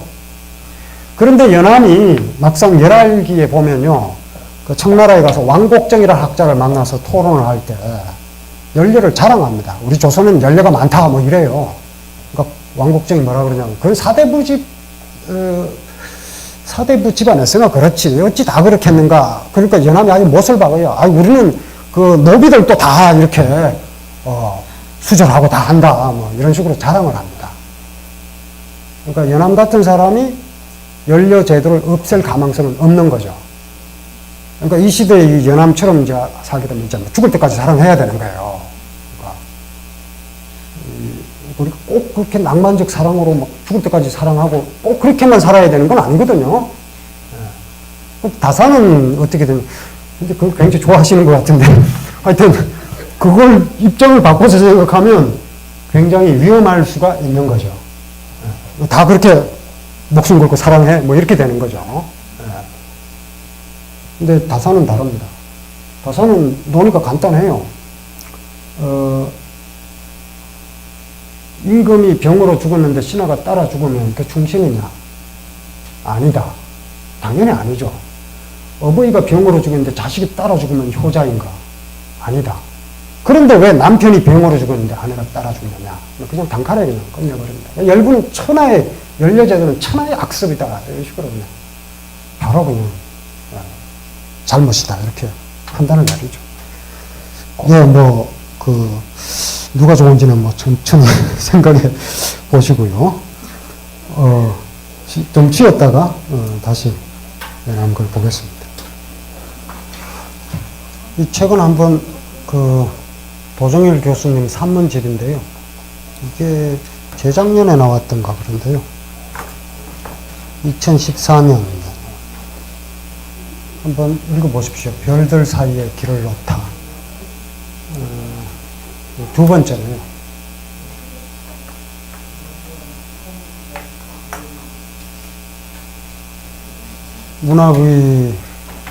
문학이란 무엇인가? 아무 상관도 없는 것을 서로 연결시키는 게 문학이다. 이게 제일 앞에 나오는 거죠.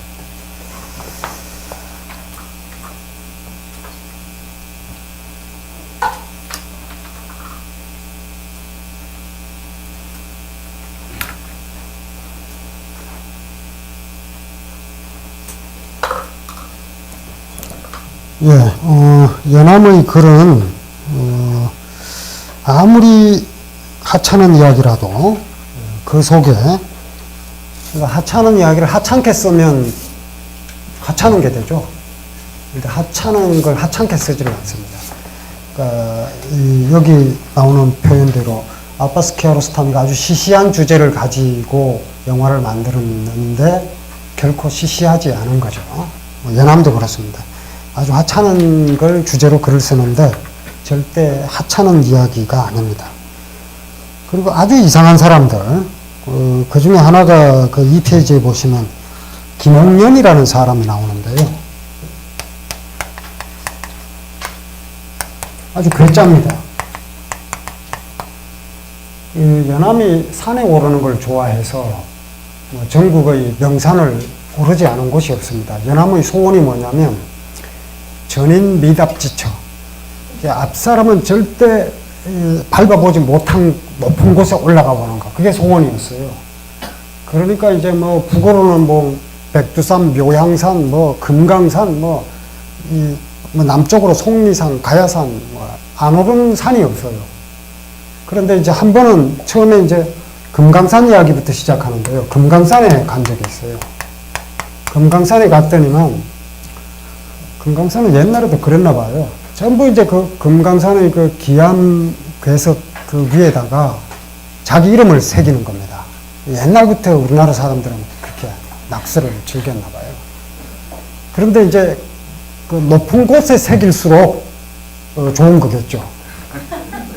그런데 거의 새도 날아오르기 힘들 정도로 높은 곳에 이 세 글자가 김홍련 이렇게 써져 있는 거예요. 그 함경도 관찰사의 이름 위에 있더라는 거예요. 그러니까 함경도 관찰사의 권력보다도 더 높은 곳에, 권력도 미치지 못하는 그 높은 곳에 김홍련 이 세 글자가 써져 있는 거예요. 그래서 이제 연암이 이상하게 여긴 거죠. 김홍련이 누구냐 이제 궁금해 했는데, 연암이 이제 산에 오르면 오르는 곳마다 김홍련이라고 써져 있는 거예요. 가야산을 가도 꼭대기 올라가면 김홍련 이렇게 써져 있고, 그런가 하면 이제 절벽을 혼자서 기어 오르면서 야 이거 너무 험해서 내가 지금 올라가긴 올라간다만 다시 내려갈 수 있을까 이런 걱정이 들 정도로 험한 절벽을 올라가는데, 올라가다 보면 김홍련 이렇게 써져 있는 거예요. 그래서 이놈도 올라가는데 내가 못 올라갈 게 뭐냐 이렇게 기운을 북돋아가면서 올랐다 이런 내용도 써져 있고요. 그런데 이제 계속 그게 반복되니까 이제 연암이 화가 난 거죠. 이건 도대체 뭐 하는 놈이고 한데 가는 데마다 이렇게 글을 써놨는가 해서 사람들한테 물어봤더니 이 김홍련은 왈자인데, 왈자 이렇게 돼 있어요. 왈태, 왈자. 무례한이다 이거죠. 그런데 원래 이제 집안이 엄청난 부자였다. 그런데 산에 다니느라고 돈을 다 써버린 사람이다. 이렇게 이야기를 하는 거예요. 언젠가 만나봤으면 좋겠다 했는데 어느 곳에서 술집에 앉아서 술을 마시고 있는데 곁에 있던 사람이 저 사람이 바로 김홍련이라고 일러주는 거예요. 그래서 이제 연암이 만나봅니다. 연암이 만났을 때의 김홍련은 이미 이제 늙은 처지에 돈도 다 써버리고 초라한 행색이 되어 있었던 거예요. 이제 사람들이 이야기하기로 한창 젊은 시절에는 김홍련이 이게 기골이 장대하고 그리고 아주 몸이 날래서 기생 2명을 양 옆구리에 끼고 담을 뛰어넘었다. 안 될 것 같은데 그래요? 그런 자다 이렇게 알려졌던 거예요. 그래서 김홍련을 만나보니까 이제 이미 늙어서 기력이 쇠퇴한 모습을 보고 내가 젊은 시절 김홍련을 일찍 만나지 못한 것이 아쉽다. 이런 식으로 이제 글을 쓰는데 그 자리에서 김홍련에게 묻습니다. 너 왜 그렇게 가는 데마다 네 이름을 새기고 다니냐. 그리고 김홍련이 내 이름이 후세에 계속해서 알려지기를 바라서 그렇게 내가 가는 데마다 암벽에 새기고 다닌다. 이래요. 그러니까 이 연암이 웃습니다. 그까짓 거 아무리 새겨봤자 비바람이 스쳐 지나가고 나면, 세월이 흐르고 나면 흔적도 없이 사라져버릴 것인데 그렇다고 이름이 남겠느냐. 이렇게 얘기를 합니다.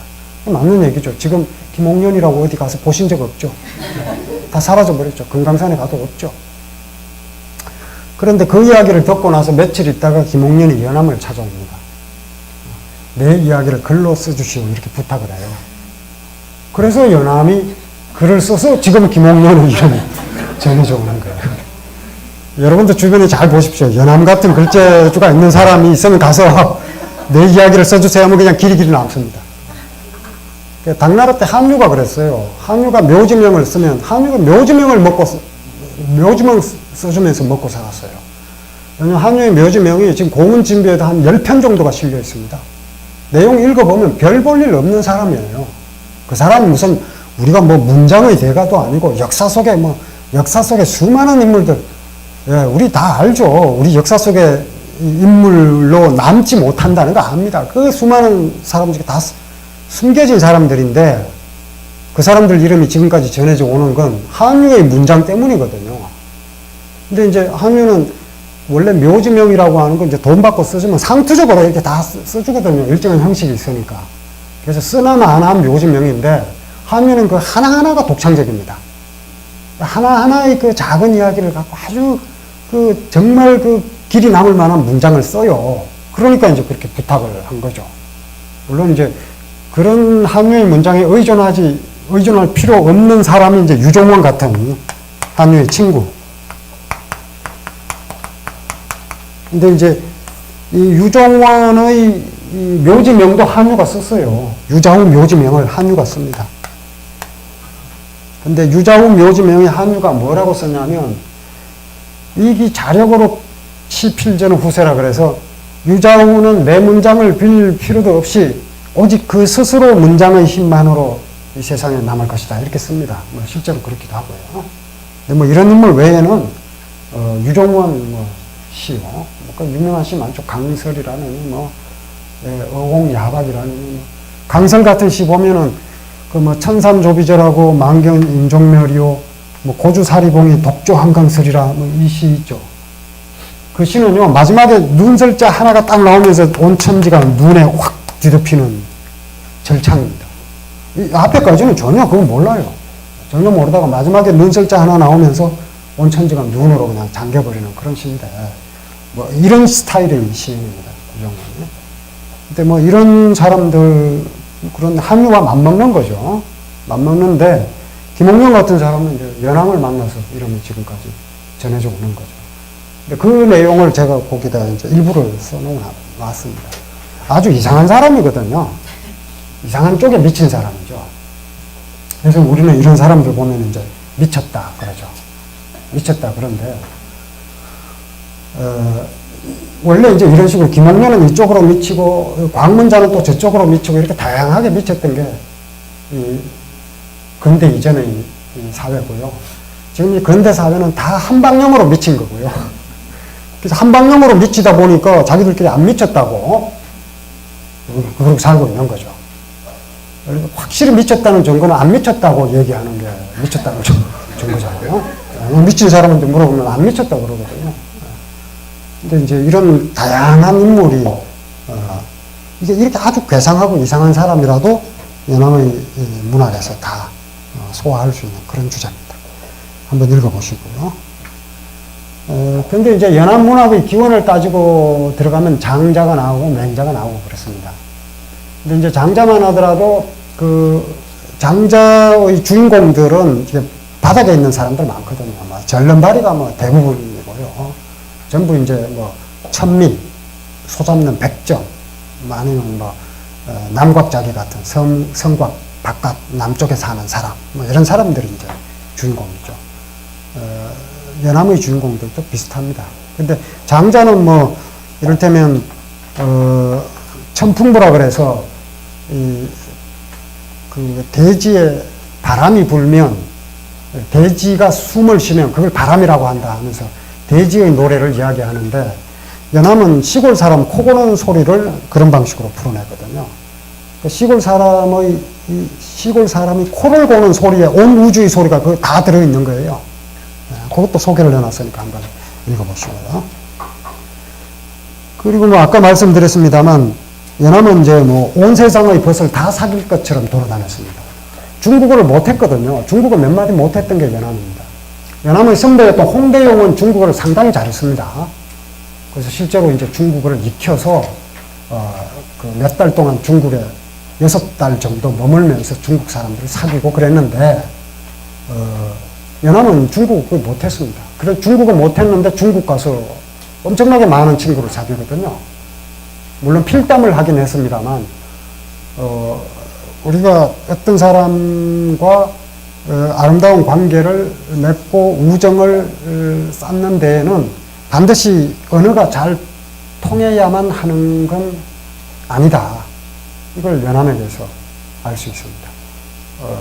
오히려 말이 잘 통해도 그 말 속에서 오해하는 경우가 많죠. 연암은 말을 잘 못했지만 쌓은 신뢰가 온 중국 사람 다 사귈 것처럼 중국에서 사귀었거든요. 그런데 이제 기본적으로 이렇습니다. 그 2페이지 하단에 보시면 연암은 학문을 이야기할 때 학문 지도는 못하라. 학문하는 도리는 다른 게 없다. 모르는 게 있으면 길 가는 사람이라도 붙잡아서 물어보는 게 옳다. 이렇게 얘기를 합니다.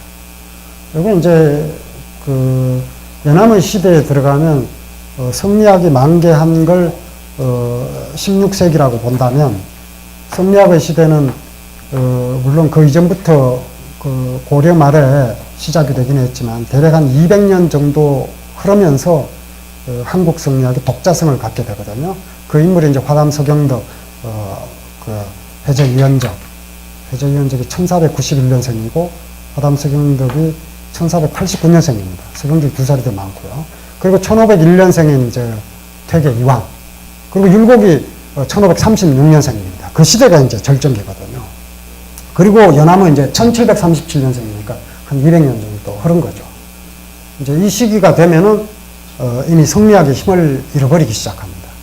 근데 성리학에서는 절대 이런 얘기 못 합니다. 길 가는 사람 보고 물어보고 이게 아니에요. 마땅히 도리를 아는 사람, 취유도의 정언이라고 논어에 나오는 것처럼 도리를 아는 사람을 붙들고 물어봐야지 아무에게나 물어보면 안 됩니다. 근데 연암은 이제 태도가 다르죠. 길 가는 사람이라도 붙잡고 물어보는 게 옳다. 어린아이에게라도 물어봐야 한다. 그러니까 지식을 추구하는 태도가 바뀝니다. 그러니까 중세까지의 학문은 서양도 마찬가지죠. 신학이 가장 위에 있고 나머지 자연과학이라든지 뭐 철학이라든지 뭐 이런 것들은 그런 신학적 세계관을 뒷받침하는 그 하급의 학문에 지나지 않았죠. 근대에 들어오면서 이제 뒤집힌 거죠. 뭐 조선도 마찬가지예요. 리학이 가장 위에 있는 거예요. 리학은 물론 성리학이고요. 근데 이런 이제 최상위에 있는 학문이 더 이상 조선의 현실을 긍정적으로 그 현실의 긴장을 이끌고 가지를 못하게 되는 게 이제 연암의 시대거든요. 그러니까 바뀐 거죠. 뭐 연암 개인의 힘이라기보다는 시대 자체가 이제 변하기 시작한 겁니다. 학문관 자체가 달라요. 그러니까 뭐 청나라로부터 새로운 문물을 받아들여야 된다. 이게 자연스럽게 이제 나올 수 있었던 거죠. 근데 그 과정이 순탄치는 않았습니다. 세상 모든 사람들, 그러니까 그게 뭐 하인들하고 친하게 지내고 무슨 수박장수, 참외장수, 돼지치는 사람, 뗄나무 하는 사람과 친구로 지내고 싶어 한들 그게 쉽게 되질 않거든요. 친구는 쉽게 안 되죠. 그러니까 노나라 임금이 자사 보고 친구 먹자 그러는데 자사가 싫다 그러거든요. 신하로 부릴 수는 있어도 친구로 만드는 건 그거 안 되죠. 상호 인정하지 않으면 안 되는 거죠. 친구가 가장 높은 존재죠. 그런데 그렇게 하고 싶다 한들 그게 쉽게 됩니까? 수박장수하고 친구 먹자 한다고 수박장수가 친구로 인정해 주냐면 아니죠. 마음을 닫아버리면 그만인 거예요. 친구는 아무나 할 수 있는 게 아니죠. 그렇게 친구에 대해서 좋은 글을 남긴 아리스토텔레스도 친구가 없었습니다. 그러니까 쉬운 게 아니죠. 뭐 필리아란 무엇인가 뭐 백날 써봤자 실제로 친구를 만드느냐 이건 쉬운 문제가 아니죠. 그건 이제 연암은 이제 그렇게 한 사람인데 이게 이제 탁월한 감수성 때문입니다. 그런데 그 연암도 쉽진 않았어요. 본래 연암과 함께 아주 절친했던 친구가 유한준이라고 있습니다. 역시 이제 상당히 뛰어난 문장가로 알려져 있는데요.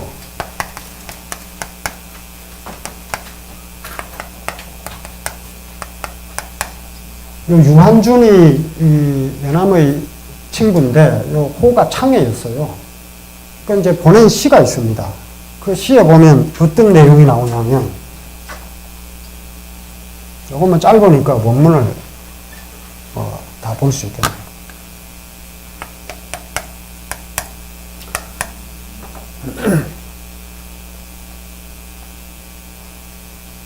여기서 보자. 네. 모든 용수상하야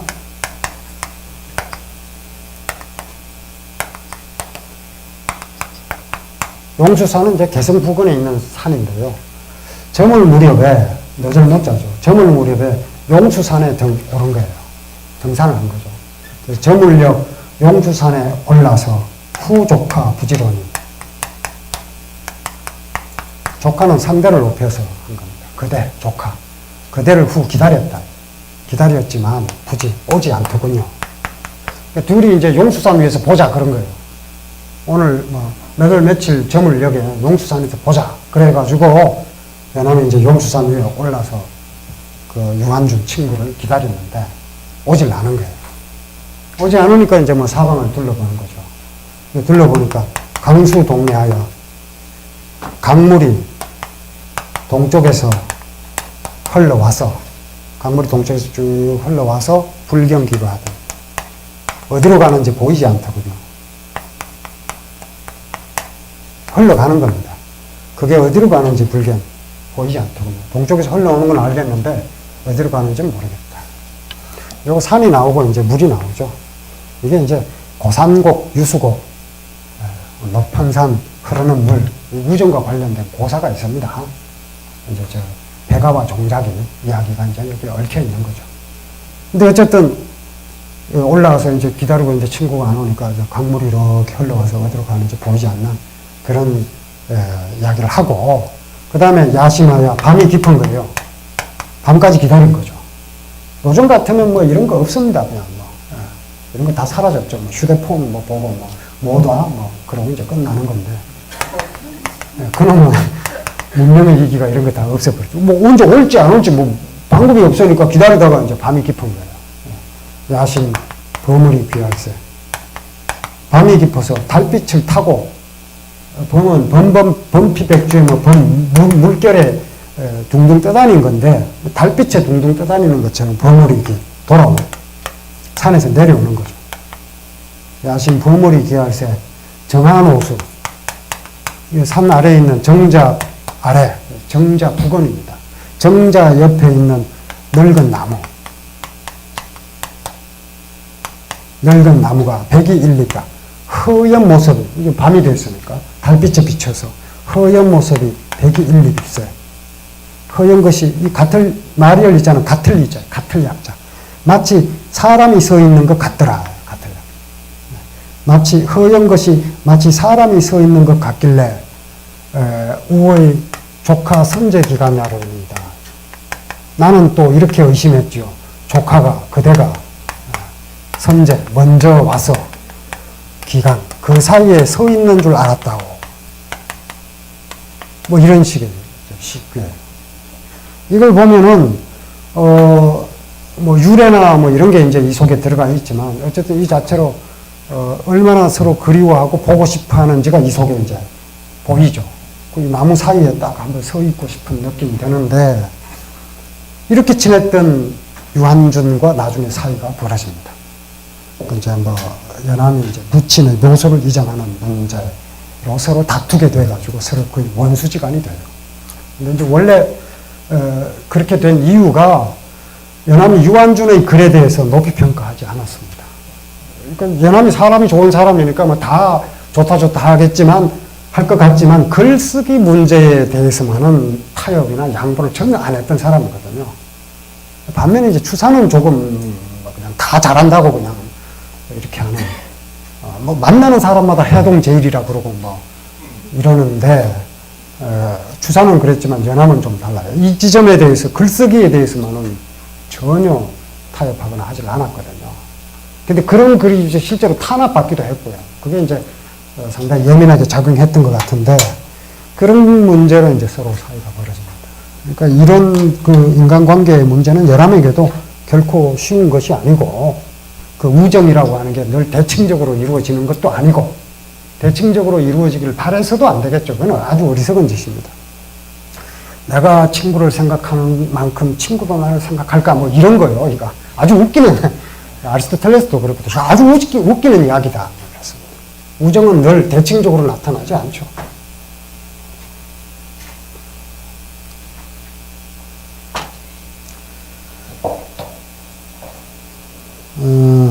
그리고 마지막으로 시 한 수를 더 보겠습니다.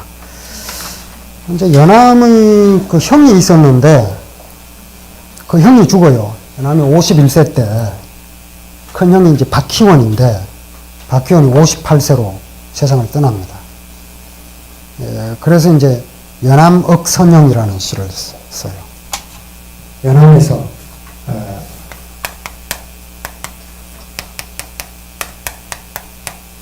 억선형. 선자가부터는 이미 세상을 떠났다는 뜻이거든요. 선형, 세상을 떠난 형입니다. 선형을 그리워하는 거죠. 기억하는 거. 연암에서 돌아가신 형을 그리워한다. 근데 이제 그 시가 보면,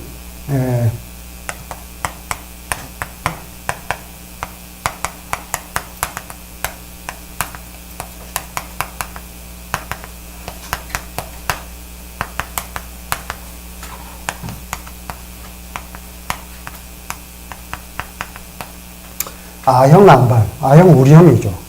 우리 형의 그 얼굴 생김새와 발은 이제 트럭이 자란 모습입니다.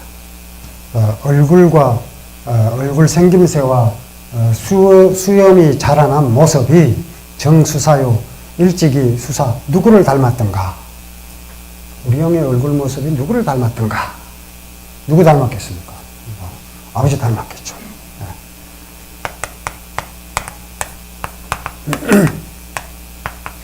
그런데 선군하면 돌아가신 아버지예요.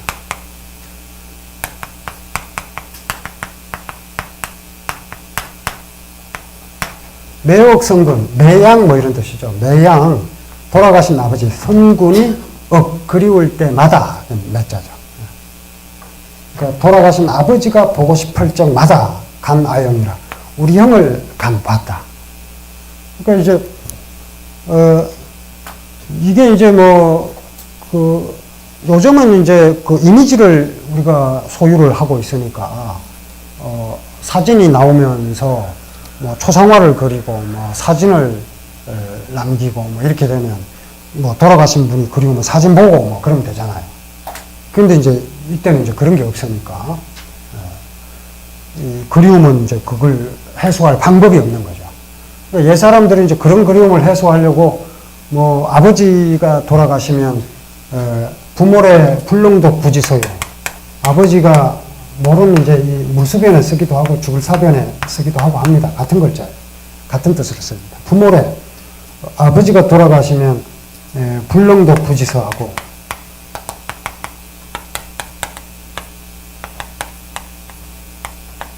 아버지가 남기신 책, 그 책을 불능독 차마 읽지 못한다. 왜? 수택이 상심입니다.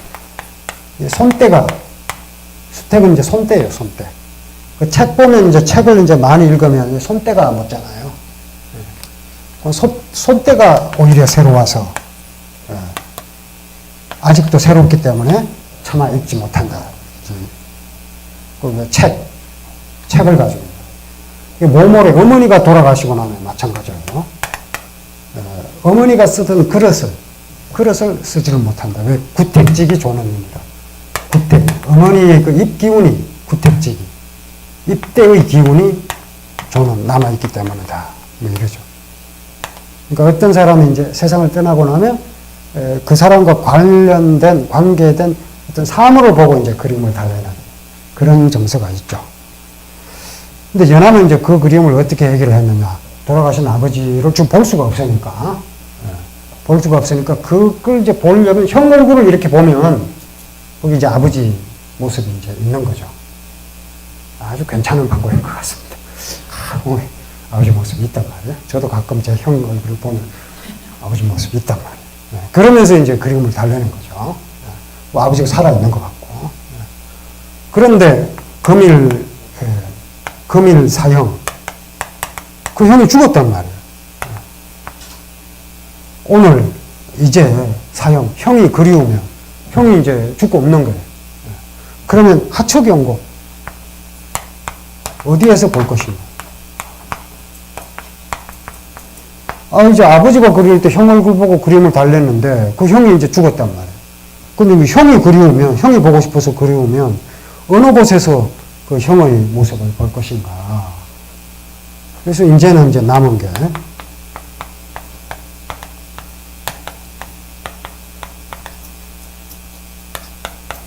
요 글자는요, 오드이자에다가 이렇게 매로 있습니다. 매. 소매 매자예요. 우리 이제 이별한다 할 때 결별한다 보통 이렇게 쓰는데 매자를 잘못 읽었거든요. 매별이에요, 매별. 이게 손을 흔들면서, 옷소매를 흔들면서 이별하지. 근데 요즘 이제 아예 바뀌어서 결별, 연결, 뭐 이렇게 아예 또 바뀌었죠. 근데 뭐 바뀌어서 또 그 뜻으로 쓰니까 뭐 그대로 쓰면 됩니다만. 어쨌든, 요 매는 그 옷 걸친다 이런 얘기입니다. 이건 두건 쓰고 옷 걸치는 거예요. 이제 나 혼자, 이제 곧 두건 서고 옷 걸치고 영계형이라. 영은 비춰본다는 뜻이에요. 계형. 시내에 가서 시냇물에 나를 비춰보아야 되겠네.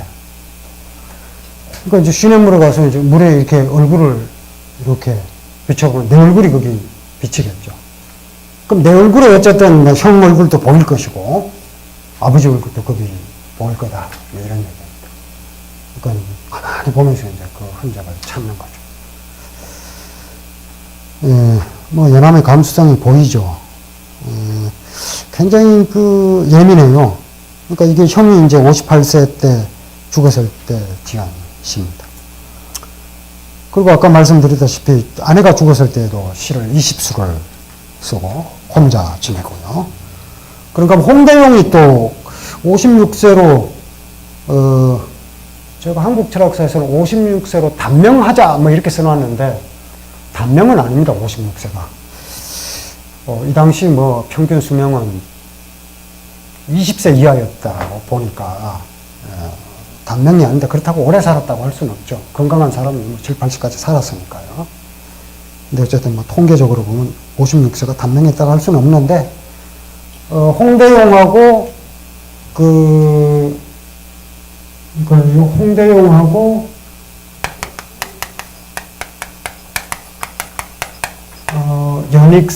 연익성하고 그 박지원 이 세 사람이 저 친구였어요. 연익성은 이제 악사였고 음악가였고 홍대용은 그 당시에 이제 서양에서 구라철 사금이라고 해서 철현금 쇠로 줄을 만든 악기가 들어와요. 그래서 그 악기를 연주하는 조선에서 가장 잘 연주했다고 합니다. 홍대용이. 홍대용도 뭐 다방면의 천재죠. 그 집안에다가 천문대를 설치했던 사람이기도 하고요. 혼천의를 직접 제작했는데 그 홍대용이 제작한 천문 관측기구 혼천의는 지금 숭실대 박물관에 소장되어 있습니다. 그 혼천이 굉장히 정교하게 만들어지는 거거든요. 중국에 가서 북경에 가서 천주교 남당에 간 다음에 거기서 독일인 신부 두 사람하고 이야기를 합니다. 그것도 3번 찾아가서 마지막에 만나요. 3번, 그거 처음 찾아갔더니 뭐, 낮잠 잔다고 못 만나고, 두 번째 찾아갔더니 밥 먹는다고 못 만나고, 3번째 찾아갔더니 또 뭐 때문에 안 만나주니까 글을 써서 보내거든요. 글을 썼는데 글 내용이 좀 욕하는 내용이에요. 다시 보지 않겠다, 뭐 이런 식으로. 맹자를 인용해 가면서 쓰시는데, 그걸 보더니 이제 만나줍니다. 역시는 글을 잘 써요. 그래서 이제 서양의 천문 지식을 받아들이죠. 서양에서는 이제 새로운 지동설 이론으로 세상을 뒤집혔는데, 조선에서는 홍대용만 뒤집힙니다. 뭐 그 이유도 또 나름대로 이유가 있어요. 근데 어쨌든 홍대용이 악기 연주의 명인이기도 했고요. 정조의 세자 시절 스승이기도 하고요. 근데 정조한테 쩔쩔매요. 근데 홍대용, 연익성, 박지원 이렇게 셋이 야유회를 가서 쓴 시가 하야연기라고 있습니다. 여름날 야유회 가서 지은 글, 하야연기. 여기 보면 이제 가서 연주하고 노래하고 하면서 놀다가 동쪽 하늘이 어두워지면서 막 천둥 번개가 치니까 영익성이 그 천둥 번개 소리를 소재로 작곡을 하고 연암이 철뇌조라고 하는 그 가사를 짓고 홍대영이 연주하는 내용이 나와요. 뭐 이렇게 음악을 같이 즐겼는데 홍대영이 죽죠. 죽으니까 그 이후로 연암은 음악을 끊어버렸다. 이렇게 되어 있습니다. 음악을 끊어버렸다. 이거 동서에 이야기 많죠. 대가가 금은고 연주의 명인인데 음악을 이해하는 사람이 없었어요. 근데 종작이라는 나무꾼이 대가가 혼자 연주하는 걸 숲속에서 혼자 연주하고 있는데 그걸 듣고 높은 산이다. 깊은 물이다. 이렇게 이해를 하니까 백아가 종자기를 위해서만 연주를 하죠. 그러다가 종자기가 죽고 나니까 백아가 금은고줄을 끊어버린 거. 그게 백아절연. 네. 백아절연. 그게 이제 고산 유수의 아까 영수산 그 시에서 나왔던 모티프입니다. 이 이야기는 왜 세상의 모든 아침이라는 음악 영화 있었잖아요. 제라르드 파리튜가 나오는 거예요. 실제 인물이죠. 마랭 마레라고 프랑스 바로크 작곡가입니다. 유명한 곡들 많습니다. 아주 아름다운 곡인데 마랭 마레가 이제 자기 선생 생떼 꼴롱부라는 자기 선생을 회고하면서 쓴 이야기를 갖고 만든 게 이제 세상의 모든 아침 음악 영화죠. 제가 본 음악 영화 중에서 최고였던 것 같은데요. 어쨌든 거기도 보면 선생이 숲속에서 오두막에서 혼자서 연주하거든요. 그러니까 마랭 마레가 음악과 함께 죽을까 들여서 거기 가서 배우죠. 배우고 나중에 이야기가 복잡합니다. 이야기가 복잡해요. 제라르드 파리튜가 이제 마랭 마레인데 가서 음악을 배우고 나중에 자기가 궁전에서 활동한다는 사실이 알려지니까 안 가르쳐줘요, 선생님. 그러니까 딸이 둘이 있는데 그 중에 한 명과 사랑을 나누고 그 딸로부터 그걸 몰래 배웁니다. 그러다가 배신해버리죠. 그래서 딸이 자살하고 이렇게 이야기가 되는데, 하여튼 다 이야기하려면 시간이 걸리니까 한번 보십시오. 오늘 읽어보실 것도 많고, 보셔야 할 영화도 많고, 명작입니다. 그 모티프도 비슷해요. 숲속에서 음악을 연주하는데, 딴 거 다 필요 없는 게, 궁전에서 가서 귀족들이 찾아와서 음악 해달라 그러고, 궁정악사가 돼달라면 그러니까 다 쫓아버려요. 다 쫓아버리고, 오직 음악과 함께 하는 거죠. 그런 청중 필요 없다. 이런 거니까요. 그러니까 정말 자기를 알아주는 사람이 아니면 아무 소용이 없는 거죠. 생트 꼴롱보라는 사람의 음악은 못 들어봤는데 마랭마레는 굉장히 유명하죠. 이제 뭐 그런 그 음악을 끊어버린다. 자기가 가장 좋아하던 것을 하지 않는다. 이런 게 이제 연암에게도 마찬가지로 이제 보입니다. 뭐 그 나머지는 이제 뭐 해설을 한번 읽어보시면서 여러분들이 느낀 것과 한번 맞춰보시기 바랍니다. 연암집은 지금 번역이 다 되어 있습니다. 번역이 다 되어 있고, 열알기는 뭐 번역이 여러 개가 나왔고요. 열알기는 제 1953년에 북한에서 번역한, 북한의 리상호 선생이 번역한 열알기가 있어요. 보리출판사에서 나왔습니다. 뭐 제가 열알기 번역을 갖고 논문을 쓴 적이 있는데 그때 이제 가장 바람직한 번역으로 이제 제가 꼽았던 적이 있으니까 한번 참고를 해보시고요. 그리고 연암집은 이 고전번역원에서 출판이 된 게 고전번역원에서도 나왔고 저 일반 출판사에서도 나왔습니다. 그러니까 그 신호열 선생하고 신호열 선생은 돌아가신 지 오래됐습니다.